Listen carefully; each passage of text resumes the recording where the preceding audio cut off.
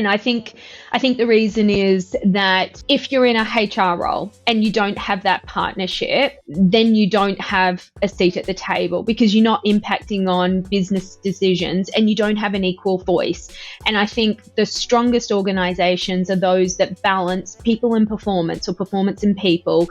They are absolutely level in terms of the types of decisions and the input into the business. So I think the best organizations are those that do form that strong partnership. And so I think it's less the ability of developing the relationship and going, do you understand how the business makes money? And are you best friends with the CFO? And if not, why not? And how do you start to open that conversation up? Hi everyone, and welcome to a brand new episode of All About HR. My name is Nelly, and for today's episode, I get to sit down with Narelle Burke. Narelle is the CHRO at Kantar APAC Insights, and I, for one, cannot wait to get started with our conversation. Before we do so, however, as always, if you haven't done so yet, subscribe to our channel, hit that notification bell, and like this video.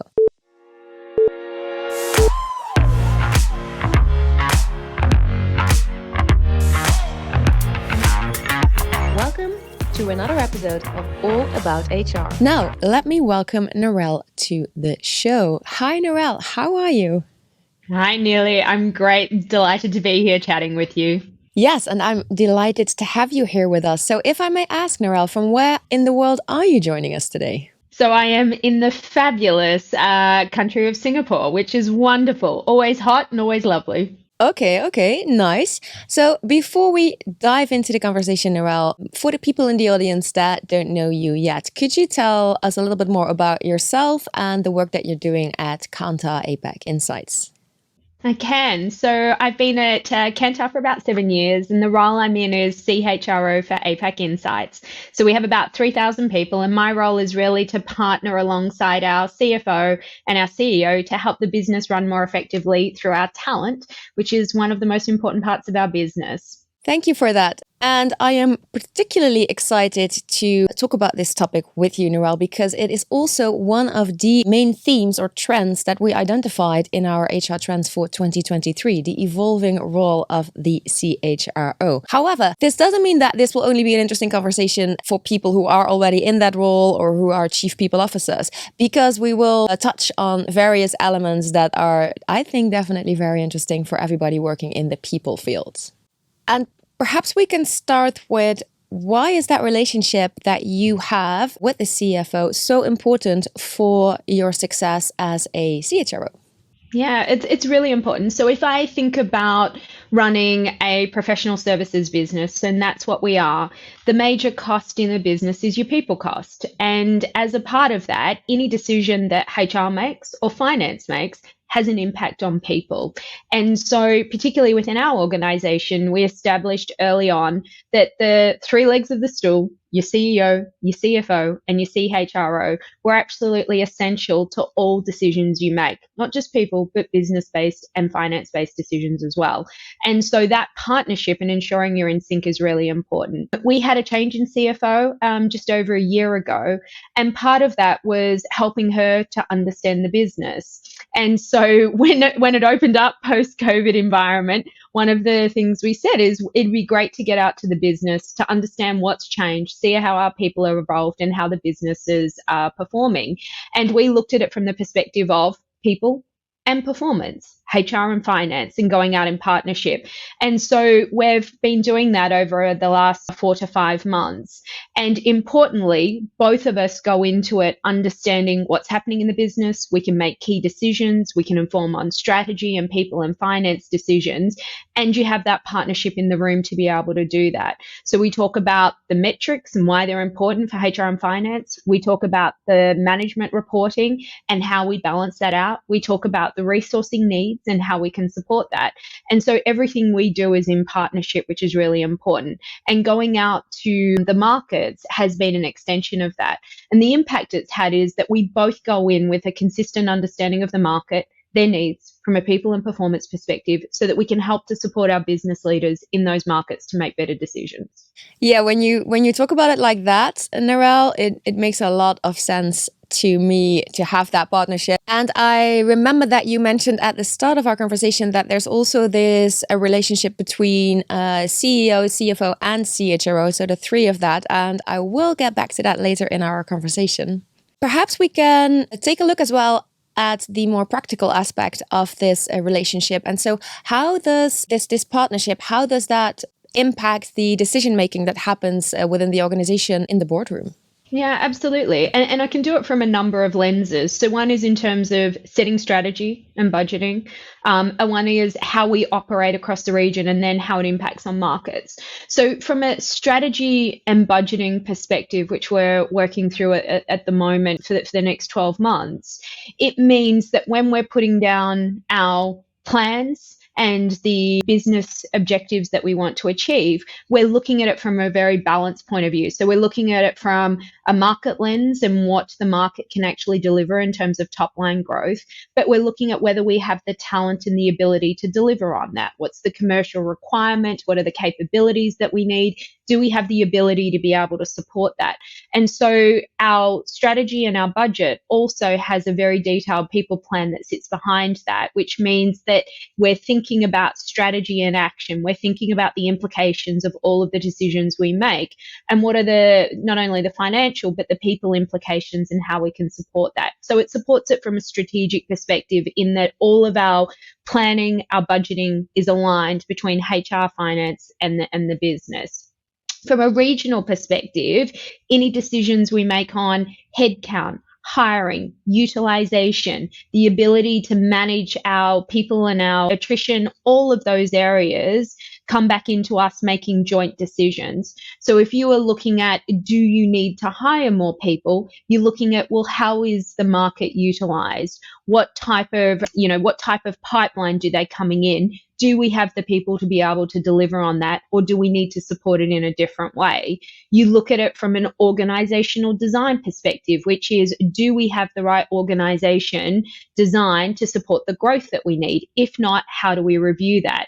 How do we review the spans and layers and the way that we deliver work? And that all has financial as well as HR and talent implications. Or if we're looking at revenue growth and client growth, we're looking at, well, what are the capabilities that we need to do that? And do we need to hire or develop? So every decision that we make at the regional lens has either a finance or a people component to it, and they both impact on each other.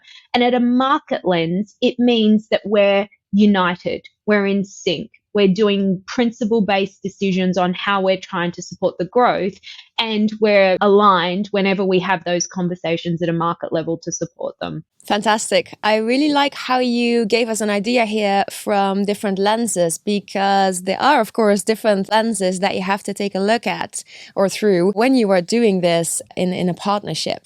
Yeah, I think, Narelle, for those in the audience who perhaps don't have that relationship yet and they would really like to start building on it, what can you tell them about that? How did you go about building this relationship with the CFO? Maybe you can give some advice, or maybe have some tips that you can share with people about that.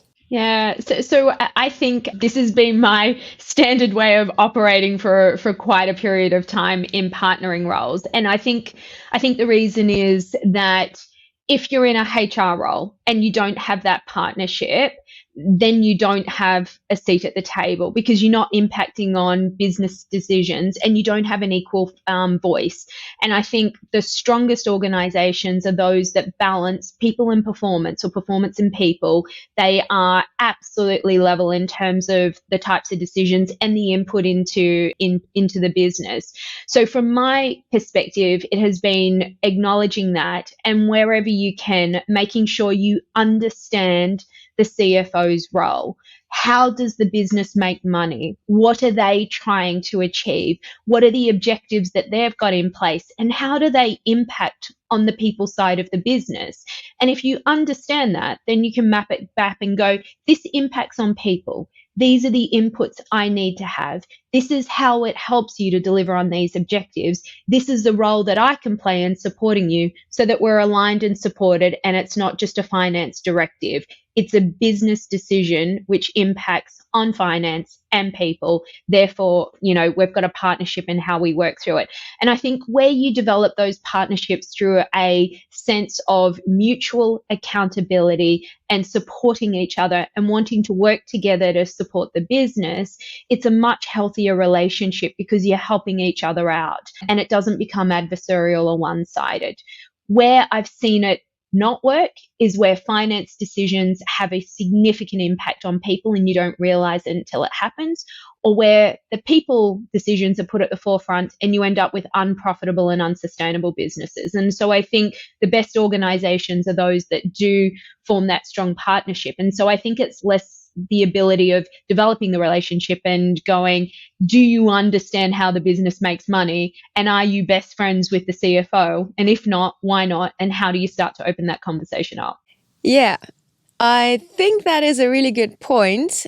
I think what could be an issue is that it's not that they do not have the capability or the knowledge, but it's more about, I think, the mindset or the confidence and the ability to make sure that that comes across as well in the boardroom, for instance. So I think it's perhaps more there where the challenge lies. So I think what I'm trying to get at here is what kind of skills, in your opinion, come in handy here for CHROs? So yes, I mean, an obvious one that I think we have touched upon a little bit already would be business acumen. But I mean, what other things would you say are very important? Also based on your own experience, of course. Yeah. So the first one is business acumen. You need to understand how the business makes money. You also need to understand the financials. So you need to be able to read a P&L. You need to understand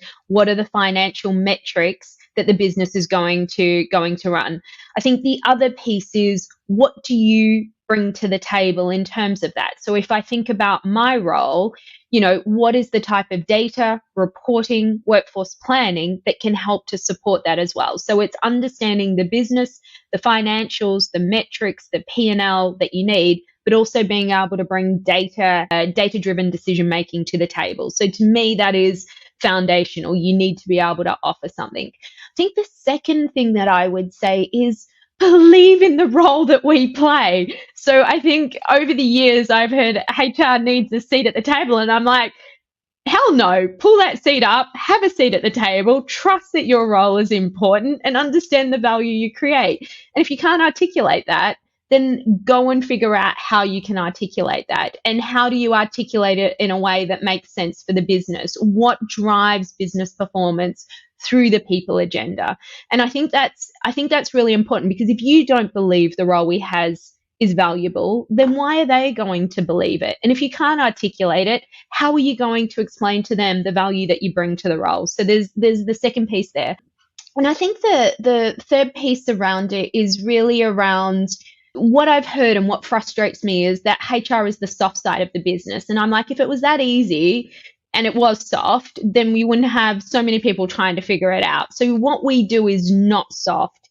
It is just not as easy to measure at times in terms of the value that it creates. Doesn't mean it's less important, doesn't mean that it's not critical to business success. It just means it's more challenging to measure exactly how it impacts on the bottom line. So if you're thinking about culture, there's plenty of, consultancies out there that will say the importance of culture. You are the guardians of the culture.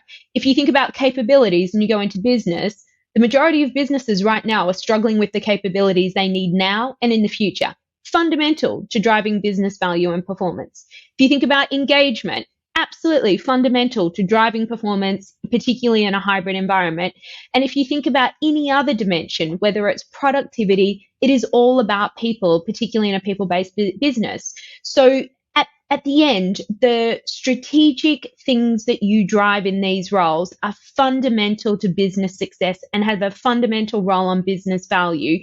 You just need to be able to articulate that, and it's slightly harder than the numbers sometimes. So I would come back to, you absolutely need to believe in yourself. You need to have the business acumen, but you also need to ensure you're driving the right things that impact on business performance. Yes, I mean, I I love that what you're saying, and also believing in your role. I mean, that is such an important one. So this will bring me to a second point in a bit, but I was talking about this conversation that we were going to have today with a colleague here at AIHR, and he actually mentioned something about how at some point, if you are in a position of a CHRO or a chief people officer, that rather than thinking vertically about the let's say the HR organization within the company, you really need to actually shift your thinking to a horizontal business way of thinking. And so he was sharing with me how he believes that that is very important. What are your thoughts on this? I think, I don't disagree, but if you ask any business leader, do they care how HR is organized and what they call themselves? And the answer's you figure that out. You're the function. You figure out how you want to be set up, how you want to be organized, and how you want to drive things. If I come back to what I think really makes a difference is, are you impacting on the business outcomes, and can you clearly see that? And are you driving value through that? And if you're helping the business to solve their biggest issues and helping to drive value, I'm not sure they're that interested in how you're organized. What they want is it to be easy to work with, that you understand what they're trying to achieve, and that you can deliver value as needed. So I don't disagree with his thinking from a functional perspective, but from a business lens, I would say I'm not sure that they're that interested on how we're organized. So following on this, when we talk about skills that are important for CHROs, as chief people officers, what are your thoughts on executive development for CHROs? And I am asking this because this is something that is pretty common for other C-suite roles, like, for instance, the CFO. But there is not really that much focus on this yet for CHROs. So yeah, what are your thoughts on that? Executive development for CHROs. Yeah, I think it's a really good question. And I don't think we spend nearly enough time in that space as well. I think we're busy developing everyone else. I think, for CHROs, or for any senior HR role, I think you have to be a business leader first. You're a business leader who specializes in talent and people. That's what you do. But at the heart of it, you have to be a good business leader. You need to be able to contribute to conversations that are quite often outside of your area of expertise, but they have a fundamental impact on culture or org design or leadership. So I think in terms of development, you need to remain current with business events and what's happening. You need to understand what's happening in the wider, like right now, you needed to understand what was happening with COVID. You need to understand what's happening in Europe and North America right now in terms of the macroeconomic situation. So you need to be reading like a business leader. And I think that is really, really important. You need to read the Financial Times or whatever is the equivalent in your markets. I think the second thing that I would say is that depending on the organization you're in, you need to ensure that you've got a handle on the most important needs at that time. So if you're going through, we're owned by private equity, if you're owned by private equity, do you understand how private equity works and the types of decisions they make? What are the implications likely to be on leadership?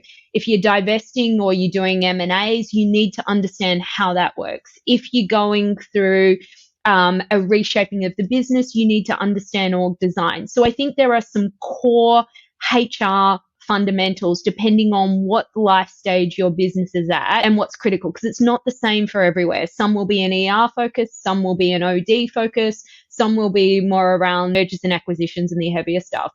And then underneath that, you need to be a really good leader. And what I mean by that is you need to be strategic in your thinking. You need to be able to deliver results. You need to be able to understand change and alignment and how that works. You need to be able to have really good interpersonal skills and be inclusive and diverse in that thinking. So I think there are different areas that CHROs need to look at, which are from a business lens, from a functional and technical lens, as well as from a leadership lens. And then the thing that I would underpin it is I would say that the good CHROs are those that read widely as well. So I think we're in one of those fortunate roles where we see across the business and we see connections and we see alignment and we see opportunities because we are a business leader sitting across everything. And so I think the benefit of reading widely and reading across your industry and adjacent verticals is quite often you see patterns or connections or things that others may miss because they're more specialist in what they're looking at. So I'd say that's the other thing for CHROs is how are you broadening your knowledge? How are you bringing value through the things you read to the business leaders you support as well? Yes.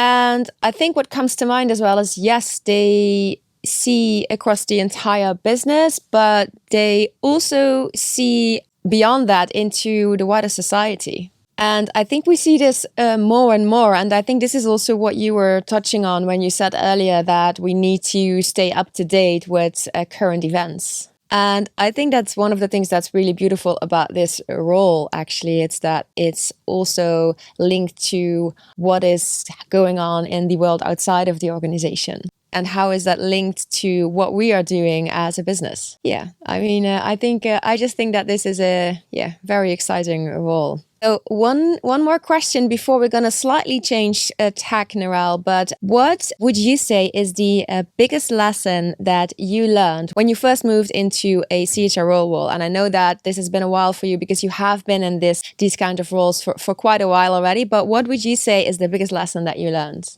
I think the interesting thing about moving into roles like these is that they're normally bigger in scope. And so that ability to leverage and scale, right? So you start off with one market, you start off with multiple markets, you probably go to, a number of different markets or regions before you end up doing either global or broader regional roles. And I think the first time you go into these roles is knowing what you need to know and what you don't.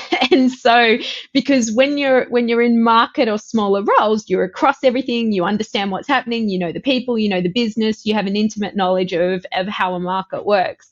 And I think the further you progress is really understanding what are those things you absolutely need to know and what are those things where you can get access to it through the people that support you in the teams that you work in. So I think that's one of the important lessons. And we say that for our managers as well. The bigger the roles and the broader your roles you take on, you cannot know everything, nor should you. But you need to be able to know those things that are critical to business success and stay up to date with them. And you will go through a period of time where you're like, oh, I'm out of control. I don't know, like, what's happening? Am I across it? Do I know why on earth are they doing that over there? How did I not know about that? And the reality is you won't, and you need to be comfortable with that. But you do need to know, you need to be able to get the answers when you need it. And I think that's one of the big things is every market, particularly I'm in Asia Pacific, at some point in time, one of the markets will have something that's going on that is to do with the social environment or the political or the economic environment. And you need to be able to respond, but you need to be able to do that in a way where you can confidently get the answers from your team when you need to. But you don't need to be across everything. You can't be.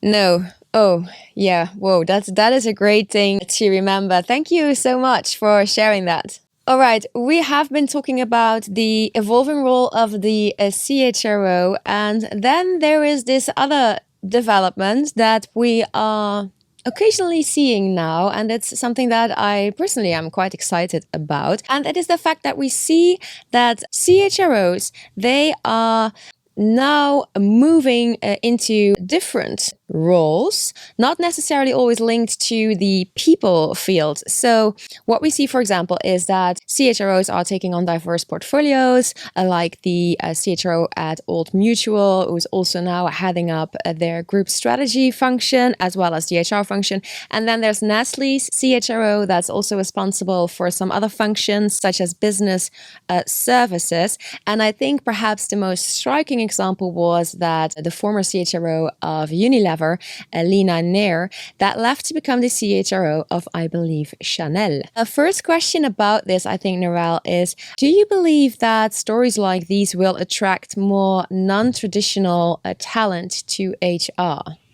I think that's a really interesting question. I haven't actually thought about it a huge amount. So I think it's an interesting development. I think it's a sensible development, and potentially it may attract more people into it.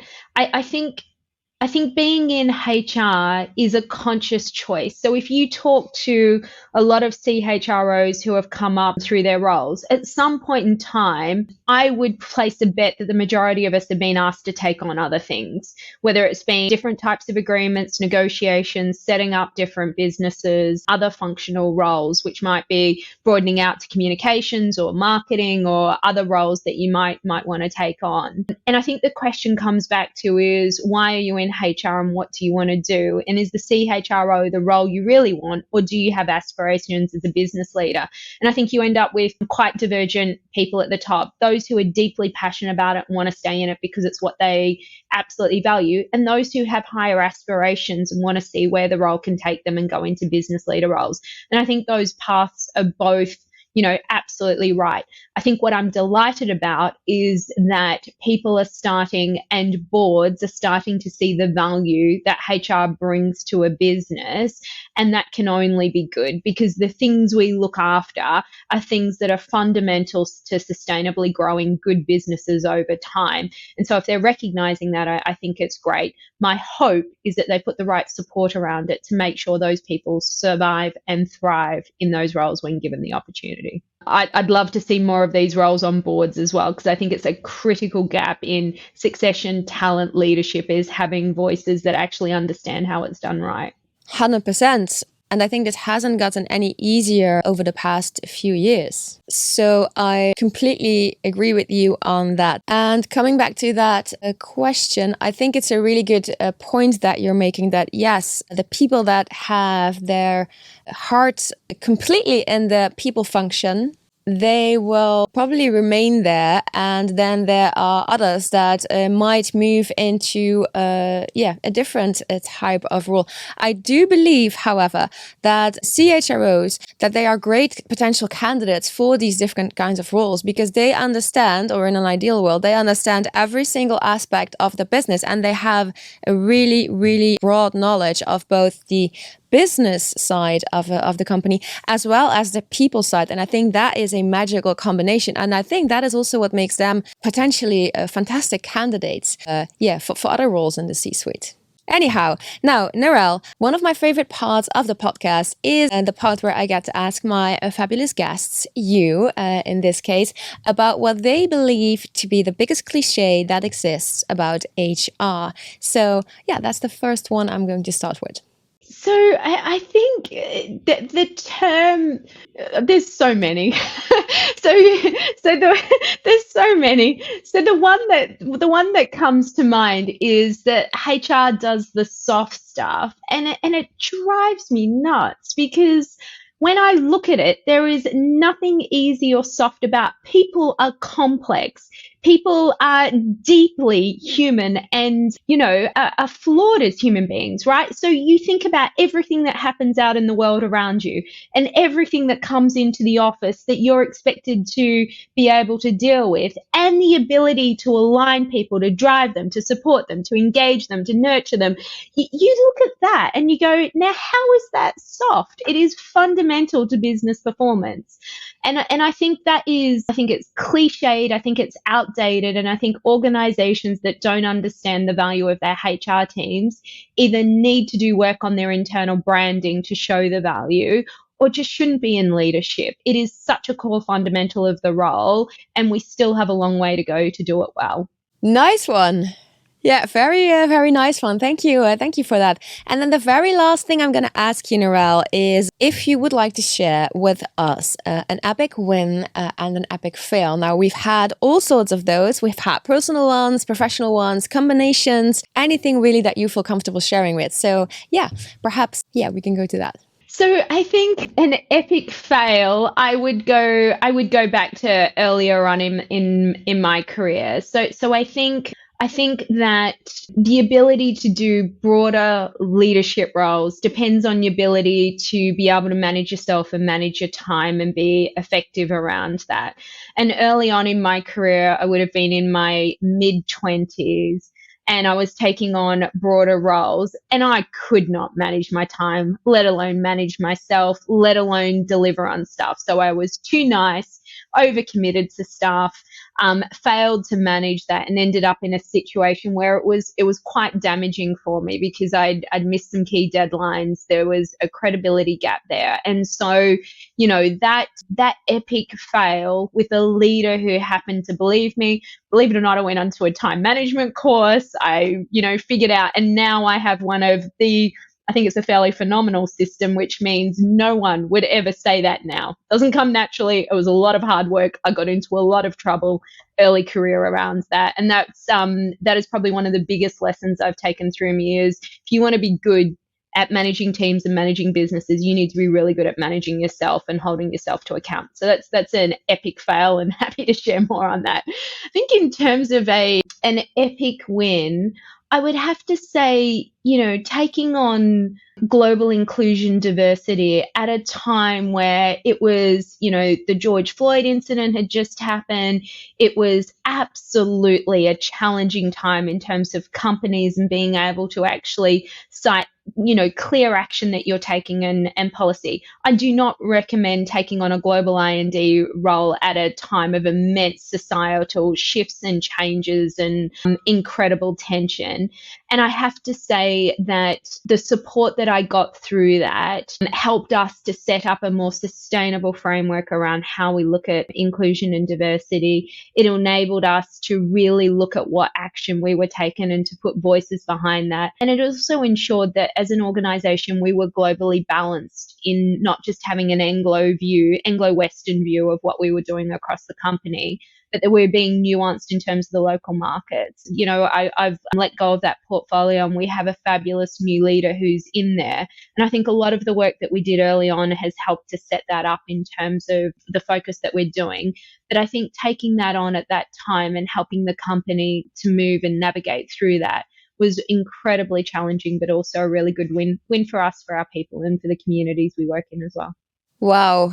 Yeah, thank you. Thank you so much for sharing those. I think both are great examples, actually, because I think the beauty of what we call a fail or an epic fail often is that every time that something like that happens, there always is this little seed for growth or improvement. So actually, I don't think such a thing as a fail really exists. And that is, I think, a beautiful example, what you were saying there about, yes, how it was, of course, very tough, the situation and the environment in which you were starting this initiative. And as for the epic win, I can imagine that at the time it probably didn't really feel like a win. But yeah, thank you so much for having shared such a powerful example with us. And thank you very much as well, Narelle, for this fantastic conversation. And thank you so much for joining me today. I hope you enjoyed it. Absolutely. And thank you everyone for tuning in once again to an episode of All About HR. I really hope that you enjoyed this conversation as much as I did. And if you haven't done so yet, subscribe to our channel, hit that notification bell, and share this episode with a friend, a colleague, or a family member. Thank you very much and goodbye.